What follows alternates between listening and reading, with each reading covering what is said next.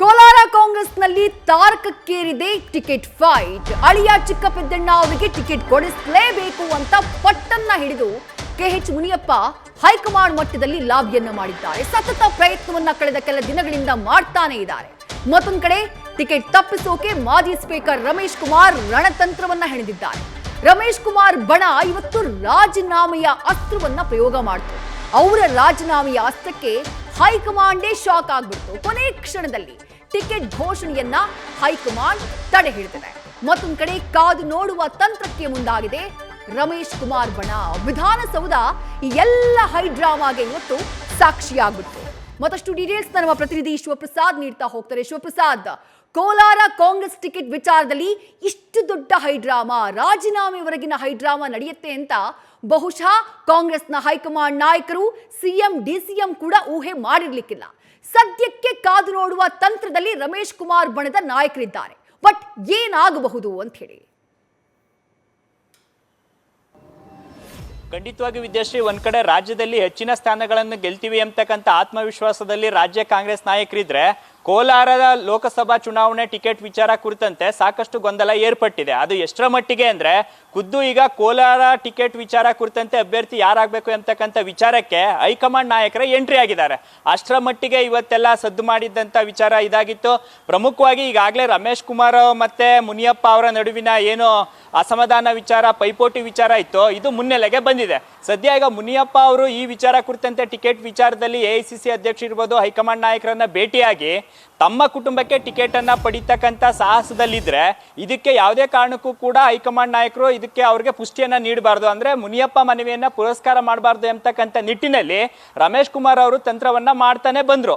ಸದ್ಯ ಈಗ ಖರ್ಗೆ ಅವರನ್ನ ತಡರಾತ್ರಿ ಭೇಟಿಯಾಗಿ ಟಿಕೆಟ್ ವಿಚಾರ ಕುರಿತಂತೆ ಯಾವಾಗ ಚರ್ಚೆ ಮಾಡಿ ಫೈನಲ್ ಆಯ್ತೋ, ರಮೇಶ್ ಕುಮಾರ್ ಬಣ ಆಕ್ಟಿವ್ ಆಗಿ, ಅಂದ್ರೆ ಈಗ ಸಚಿವರು ಇರ್ಬೋದು, ಶಾಸಕರುಗಳು ರಾಜೀನಾಮೆಗೆ ಮುಂದಾಗಿರ್ತಕ್ಕಂಥ ವಿಚಾರದ ಹಿಂದಿನ ಸೂತ್ರಧಾರ ಯಾರು ಅಂದ್ರೆ ರಮೇಶ್ ಕುಮಾರ್. ಯಾವುದೇ ಕಾರಣಕ್ಕೂ ಕೂಡ ಕಳೆದ ಬಾರಿಯ ಸಾರ್ವತ್ರಿಕ ಚುನಾವಣೆಯ ಸಂದರ್ಭದಲ್ಲಿ ನನ್ನನ್ನು ಸೇರಿದಂತೆ ಜಿಲ್ಲೆಯ ಇತರ ಕಾಂಗ್ರೆಸ್ ನಾಯಕರನ್ನ ಸೋಲಿಸಲಿಕ್ಕೆ ಮುನಿಯಪ್ಪ ಅವರೇ ಕಾರಣ ಎಂಬತಕ್ಕಂಥ ಆರೋಪ ರಮೇಶ್ ಕುಮಾರ್ ಅವರದ್ದಾಗಿದೆ. ಸದ್ಯ ಈ ವಿಚಾರ ಕುರಿತಂತೆ ಈಗ ಹೈಕಮಾಂಡ್ ನಾಯಕರು ಅಭ್ಯರ್ಥಿಯನ್ನ ಘೋಷಣೆ ಮಾಡದೆ ಪರ್ಯಾಯ ಅಭ್ಯರ್ಥಿಯನ್ನ ಹುಡುಕಾಟ ಮಾಡ್ತಾರ, ಅಥವಾ ಏನಾದ್ರೂ ಈ ಎರಡು ನಾಯಕರು, ಅಂದ್ರೆ ಎರಡು ರಮೇಶ್ ಕುಮಾರ್ ಅವರು ಇರ್ಬೋದು ಮತ್ತೆ ಮುನಿಯಪ್ಪ, ಈ ಇಬ್ಬರು ನಾಯಕರನ್ನ ಮಾತುಕತೆ ಮುಖಾಂತರ ಏನಾದ್ರೂ ಕನ್ವಿನ್ಸ್ ಮಾಡ್ತಾರೆ ಅಂತಕ್ಕಂಥ ಚರ್ಚೆಗಳು ಕೂಡ ಶುರುವಾಗಿದ್ದಾವೆ. ಸದ್ಯ ಈಗ ಡಿಸಿಎಂ ಮತ್ತೆ ಸಿಎಂ ಅವರ ನೇತೃತ್ವದಲ್ಲೂ ಕೂಡ ಒಂದು ಸಭೆ ಆಗಿ ಅಂತಿಮವಾಗಿ ಕೋಲಾರ ಅಭ್ಯರ್ಥಿಯ ಯಾರಾಗಬೇಕು ಎಂಬತಕ್ಕಂಥ ವಿಚಾರ ಕುರಿತಂತೆ ಹೈಕಮಾಂಡ್ ನಾಯಕರಿಗೂ ಕೂಡ ಮಾಹಿತಿಯನ್ನ ರವಾನೆ ಮಾಡ್ತಾರೆ. ಸದ್ಯ ಅದೇನೇ ಇದ್ರು, ಸದ್ಯ ಕೋಲಾರದ ಟಿಕೆಟ್ ಪೈಪೋಟಿ ವಿಚಾರ ಇರ್ತಕ್ಕಂಥ 28 ಲೋಕಸಭಾ ಕ್ಷೇತ್ರಗಳ ಟಿಕೆಟ್ ವಿಚಾರದ ಗೊಂದಲಕ್ಕಿಂತ ಹೆಚ್ಚಾಗಿ, ಅಂದ್ರೆ ಅಲ್ಲಿ ಗೊಂದಲ ಇಲ್ಲದೆ ಇದ್ರೂ ಕೂಡ ಕನ್ವಿನ್ಸ್ ಮಾಡ್ತಕ್ಕಂಥ ಪ್ರಯತ್ನ ನಡೀತಾ ಇದೆ. ಸದ್ಯ ಈಗ ಕೋಲಾರ ಟಿಕೆಟ್ ವಿಚಾರ ಕುರಿತಂತೆ ಹೈಕಮಾಂಡ್ ನಾಯಕರ ಎಂಟ್ರಿ ಒಂದ್ ಕಡೆ ಆದ್ರೆ, ಇನ್ನೊಂದ್ ಕಡೆ ರಮೇಶ್ ಕುಮಾರ್ ಮತ್ತೆ ಮುನಿಯಪ್ಪ ಅವರ ನಡುವಿನ ಶೀತಲ ಸಮರ ಏನಿತ್ತು, ಅದು ಈ ಬಾರಿ ಲೋಕಸಭೆ ಚುನಾವಣೆಯಲ್ಲಿ ಜಗತ್ ಜಾಹೀರಾಗಿದ್ದು, ಯಾವುದೇ ಕಾರಣಕ್ಕೂ ಮುನಿಯಪ್ಪ ಅವರ ಕುಟುಂಬಕ್ಕೆ ಟಿಕೆಟ್ ಕೊಡಬಾರ್ದು ಎಂಬತಕ್ಕಂಥ ಬಲವಾದ ಮನವಿಯನ್ನ ರಮೇಶ್ ಕುಮಾರ್ ಬಣದಲ್ಲಿ ಇರ್ತಕ್ಕಂಥ ಶಾಸಕರುಗಳು ಮಾಡ್ತಾ ಇದ್ದಾರೆ. ಸದ್ಯ ಈಗ ಹೈಕಮಾಂಡ್ ನಾಯಕರಲ್ಲಿ ಇರ್ತಕ್ಕಂಥ ಆಯ್ಕೆಗಳನ್ನ ನಾವು ನೋಡೋದಾದ್ರೆ, ಸಹಜವಾಗಿ ಇಬ್ಬರು ನಾಯಕರನ್ನ ಕನ್ವಿನ್ಸ್ ಮಾಡ್ತಕ್ಕಂಥ ವಿಚಾರ, ಈಗ ಈ ಇಬ್ಬರು ನಾಯಕರ ಪೈಪೋಟಿಯನ್ನ ನೋಡಿದ್ರೆ ಹೈಕಮಾಂಡ್ ಪರ್ಯಾಯ ಅಭ್ಯರ್ಥಿಯನ್ನ ಹುಡುಕಾಡ್ತಲಿದೆ ಅಂತಕ್ಕಂಥ ಮಾಹಿತಿ ಕೂಡ ಲಭ್ಯವಾಗ್ತಾ ಇದೆ. ಹಾಗಾಗಿ ಸದ್ಯ ಕೋಲಾರದ ಈ ಗುದ್ದಾಟ, ಶೀತಲ ಸಮರ ರಾಜ್ಯದ ಇತರ ಲೋಕಸಭಾ ಕ್ಷೇತ್ರಗಳಿಗೆ ಬೀಳಬಾರ್ದು ಎಂಬತಕ್ಕಂಥ ನಿಟ್ಟಿನಲ್ಲಿ ಹೈಕಮಾಂಡ್ ನಾಯಕರುಗಳು ಈಗ ಭೈರತಿ ಅವರನ್ನ ಸಚಿವರನ್ನ ಸಂಧಾನಕಾರರನ್ನಾಗಿ ಕಳಿಸಿತ್ತು. ಆ ನಂತರ ಸದ್ಯ ಈಗ ರಾಜೀನಾಮೆ ವಿಚಾರ ಕುರಿತಂತೆ ಸದ್ಯಕ್ಕೆ ತಾತ್ಕಾಲಿಕವಾಗಿ ಕೈ ಬಿಟ್ಟಿದ್ದು, ಅಭ್ಯರ್ಥಿಯ ಘೋಷಣೆ ನಂತರ ಯಾವೆಲ್ಲ ಕ್ರಮವನ್ನ ತೆಗೆದುಕೊಳ್ತಾರೆ, ಅಂದ್ರೆ ಈ ಕೋಲಾರ ಭಾಗದ ಕಾಂಗ್ರೆಸ್ ಶಾಸಕರು ಯಾವ ನಿರ್ಧಾರಕ್ಕೆ ಬರ್ತಾರೆ ಎಂಬುದನ್ನು ಕೂಡ ಕಾದು ನೋಡಬೇಕಾಗಿದೆ. ಸದ್ಯ ಮುನಿಯಪ್ಪ ಅವರು ಸಚಿವರಾಗಿ ಹೈಕಮಾಂಡ್ ಮಟ್ಟದಲ್ಲಿ ತಮ್ಮದೇ ಆದಂತ ಲಾಬಿಯನ್ನ ಹೊಂದಿದ್ದು, ತಮ್ಮ ಕುಟುಂಬಕ್ಕೆ ಟಿಕೆಟ್ ಸ್ಪಷ್ಟ ಎಂಬತಕ್ಕಂಥ ನಿಟ್ಟಿನಲ್ಲಿ ಇದ್ರು.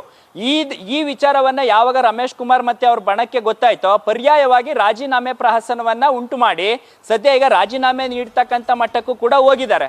ಸದ್ಯ ಈಗ ತಾತ್ಕಾಲಿಕವಾಗಿ ರಾಜೀನಾಮೆ ಪ್ರಹಸನವನ್ನ ನಿಲ್ಲಿಸಿದ್ರು ಸಹಿತವಾಗಿ ಕೋಲಾರ ಲೋಕಸಭಾ ಕ್ಷೇತ್ರದ ಕಾಂಗ್ರೆಸ್ ಅಭ್ಯರ್ಥಿ ಯಾರಾಗಲಿದ್ದಾರೆ ಎಂಬುದರ ಆಧಾರದ ಮೇಲೆ ರಮೇಶ್ ಕುಮಾರ್ ಬಣದ ಶಾಸಕರುಗಳು ತಮ್ಮ ಮುಂದಿನ ಹೆಜ್ಜೆಯನ್ನ ಇಡ್ಲಿದ್ದಾರೆ ಎಂಬತಕ್ಕಂಥ ಮಾಹಿತಿ ಲಭ್ಯವಾಗಿದ್ದು, ಸದ್ಯ ಕೋಲಾರ ಟಿಕೆಟ್ ವಿಚಾರದ ಗೊಂದಲಕ್ಕೆ ಹೈಕಮಾಂಡ್ ನಾಯಕರು ಈಗ ಎಂಟ್ರಿ ಆಗಿದ್ದು, ಸದ್ಯ ಇತರ ಲೋಕಸಭಾ ಕ್ಷೇತ್ರಗಳಿಗೆ ಹೋಲಿಕೆ ಮಾಡಿದ್ರೆ ಕಾಂಗ್ರೆಸ್ಗೆ ಕೋಲಾರ ಅಭ್ಯರ್ಥಿಯ ಆಯ್ಕೆ ವಿಚಾರ ಸಾಕಷ್ಟು ಕಗ್ಗಂಟಾಗಿರ್ತಕ್ಕಂಥದ್ದು. ವಿದ್ಯಾಶ್ರೀ, ಥ್ಯಾಂಕ್ ಯು ಶಿವಪ್ರಸಾದ್, ತಮ್ಮ ಡೀಟೇಲ್ಸ್ಗೆ.